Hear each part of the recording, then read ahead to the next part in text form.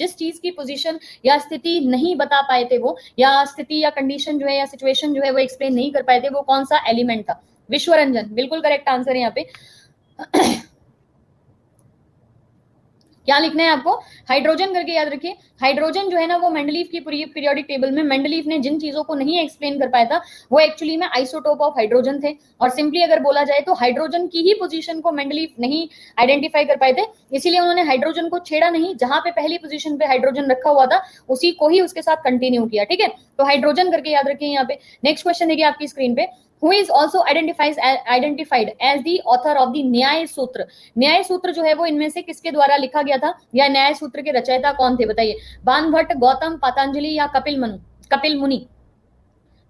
पर्वत सिंह, बिल्कुल correct answer. देखिए न्याय सूत्र की अगर हम बात करें, यानी कि जो हमारे लॉज थे जो बनाए गए थे न्याय के लिए, विधि के लिए, या किसी को भी न्याय दिलाने के लिए, उसके कुछ फॉर्मूले या उसके कुछ रूल्स एंड रेगुलेशन जो है वो गौतम करके याद रखिए, गौतम जी के द्वारा, है ना, महात्मा गौतम या गौतम बोलते हैं ना, उनके लिए आप लोग याद रखिए यहाँ पे न्याय सूत्र। और कुछ ऐसी संरचनाएं जो है वो आपको लर्न करनी पड़ेंगी जिनमें कुछ रूल्स हैं, जैसे अर्थशास्त्र हो गया, न्याय शास्त्र हो गया, या न्याय सूत्र हो गया, तो Gautam. The parliament of India constitute of, अगर हम पार्लियामेंट बोलते हैं जो कि आपकी आर्टिकल नंबर 79 से 122 के बीच में आता है, तो हमारी भारत की पूरी पार्लियामेंट जो है वो आर्टिकल नंबर 79 से 122 के बीच में आती है। तो what is actually means by the parliament of India? Bharat की संसद का सही मायने में क्या मतलब है बताइए? भारत की संसद का सही मायने में मतलब क्या है? प्रेसिडेंट होना, हाउस ऑफ द पीपल होना, यहाँ पे मतलब लोकसभा और राज्यसभा हम कहते हैं, या राज्यों की परिषद कहते हैं, तो president, house of the people यानी कि लोकसभा, और Rajya Sabha council of the state. Article number 79 parliament के लिए, आर्टिकल नंबर 80 जो है वो राज्यसभा के लिए, 81 जो है वो लोकसभा के लिए यहाँ पे, और आर्टिकल नंबर 79 से 122 के बीच में हमारे पास सारे के सारे पार्लियामेंट के जो कंसिस्टेंसी है, पावर जो है वो सब आती है। रोहित, बिल्कुल करेक्ट आंसर।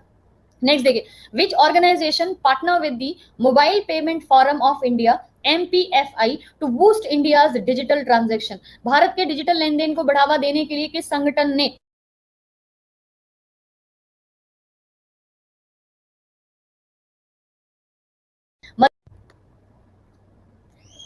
अच्छा देखिए, नेट का कोई इशू नहीं है, लेकिन शायद कुछ यहाँ पे ना ऐप में आज सुबह से ही टेक्निकल इशू है, तो पोल मेरे ख्याल से क्रिएट या तो हो नहीं पाया है या डबल क्रिएट हो गया। तो let's make it like again, poll दिखाई भी नहीं दिया था। तो which organisation partner with the mobile payment forum of India MPFI to boost the transaction? तो यहाँ पे आपको लिखना है MPFI वॉइस बेस्ड सोल्यूशन होगा यहाँ पे, जो कि काफी सारी लैंग्वेजेस में इसको स्टार्ट किया है, काफी सारी लैंग्वेजेस होंगी यहाँ पे, और मनी ट्रांजैक्शन जो है वो इंडिया के अंदर बढ़ावा दिया जाएगा। IIT मद्रास करके याद रखिए, ठीक है, IIT मद्रास का इनिशिएटिव है जो कि MPFI के साथ यहाँ पे पार्टनर करने वाला है।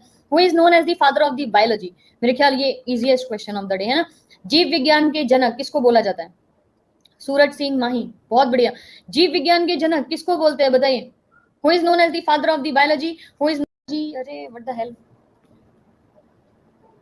Father of biology, father of zoology and father of embryology करके भी याद रखिए। या तो नेट, मेरा नेट में तो इशू नहीं है, नेट तो एकदम बढ़िया स्पीड के साथ आ रहा है। ये आज ऐप में ही थोड़ा दिक्कत है, 2 बजे वाली भी क्लास नहीं हुई थी, तो क्लास कटेगी नहीं, खत्म नहीं होगी, बस 1-2 सेकंड का जो ग्लिच आ रहा है इसमें टेक्निकल वाला ना, थोड़ा सा उसको ना देखिएगा। 3 चीजें याद रखनी है आपको एकदम, जोलॉजी, बायोलॉजी या एम्ब्रियोलॉजी जो है, तीनों याद रख लीजिए। ये किससे संबंधित है? अरिस्टोटल से संबंधित है, ठीक है। अरिस्टोटल, अरस्तु बोला जाता है। Who has been called the architect India या architect king of the India as during his reign the world witnessed a unique development of art and culture of the Mughal Empire? वास्तुकार राजा के रूप में किसे कहा जाता है? क्योंकि उनके समयकालीन में विश्व ने भारत के अंदर जो संस्कृति और कला है ना उसका एक अनूठा विकास जो है वो देखा था। मतलब सबसे ज्यादा आप ये क्वेश्चन सीधा सीधा है कि आर्ट एंड कल्चर जो है वो सबसे ज्यादा किस राजा के समय में या किस मुगल शासक लिख सकते हैं, क्योंकि चारों के चारों मुगल शासक ही हैं। तो यहाँ पे शाहजहां लिख लीजिए। यहाँ पे शाहजहां को लड़ाई वगैरह या एनेक्सेशन से ज्यादा अच्छा लगता था कि थोड़ा सा ना आर्ट एंड कल्चर की तरफ वो बढ़े यहाँ पे, है ना। तो शाहजहां करके याद रखिए। Which of the following is not the Kathak exponent? इनमें से कौन ऐसे हैं जो कथक एक्सपोनेंट से रिलेटेड नहीं है, जबकि बाकी सारे कथक एक्सपोनेंट करके यहाँ पे बोले जाते हैं? बताइए।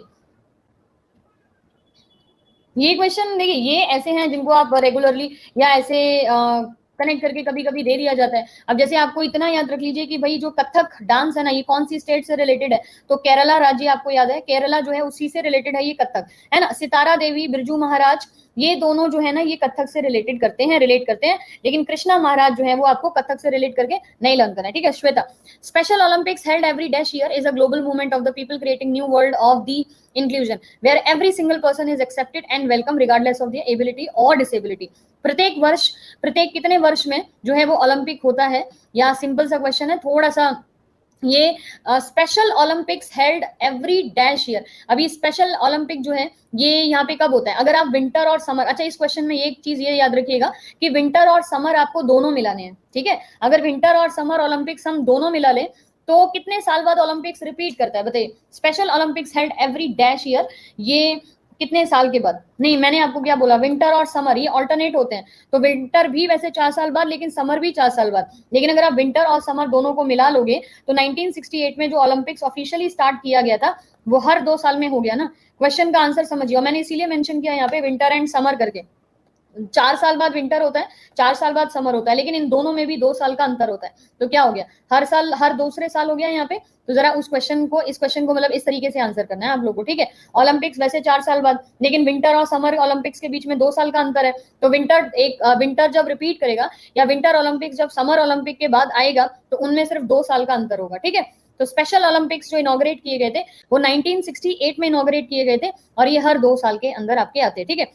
In May, the Ministry of Agriculture has formulated a special Kharif strategy for the 2021 with a special crops on which, with a special focus on which crop। मई में कृषि मंत्रालय, मई मतलब जो अभी महीना चल रहा है यहाँ पे, कृषि मंत्रालय के द्वारा एक स्पेशल चीजों के ऊपर, यानी कि स्पेशल क्रॉप या स्पेशल जो फसल है उसकी तरफ ध्यान दिया गया, और उसी को लेकर रणनीति थोड़ी सी बनाई गई। तो इसमें से कौन सी ऐसी चीज है जिसके ऊपर स्पेशल एम्फेसिस दिया गया था by the ministry of agriculture, तो क्या याद रखना है आपको भाई, पल्सेस याद रखिएगा। दलहन की बढ़ोतरी के लिए या दालों की बढ़ोतरी के लिए 2021 मई में एग्रीकल्चर ने स्पेशल फॉर्मूला किसानों के साथ साझा किए। सागा दावा निम्नलिखित में से किस धार्मिक समुदाय का त्योहार है, बताइए। सागा दावा जो है, ये सागा दावा बोलते हैं, ये इनमें से हमारे पास जो 4 ऑप्शन लिखे हुए हैं इनमें से किसका धार्मिक त्योहार बोला जाता है, किस समुदाय का धार्मिक त्योहार है। सारे के सारे रिलीजियस कम्युनिटी, आपको मंदिर सारे के सारे पूरे भारत के लर्न करने हैं।